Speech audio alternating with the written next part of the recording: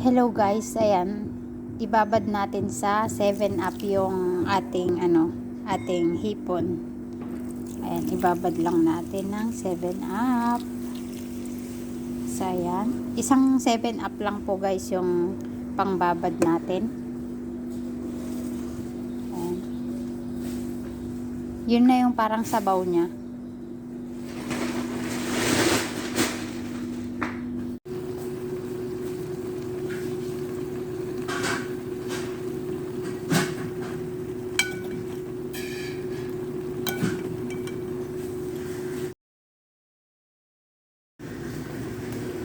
Ayan guys, magluto tayo ng hipon. Ayan ang aking hipon. So yummy ang ating hipon ngayon. Handa for New Year. Ayan, so tikman naman natin kung masarap yung luto ko. Ayan. Ayan, tapos na siya naluto sa pink. Tapos na. Ito pa.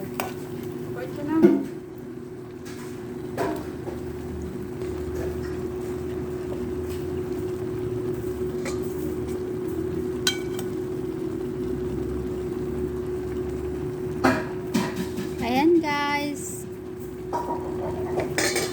Ang ating handa hipon. Mawawala ang ating pansit. Ayan yung pansit natin. Atay tsaka manok yung sahog. Ayan. Pang 2 tao lang to guys.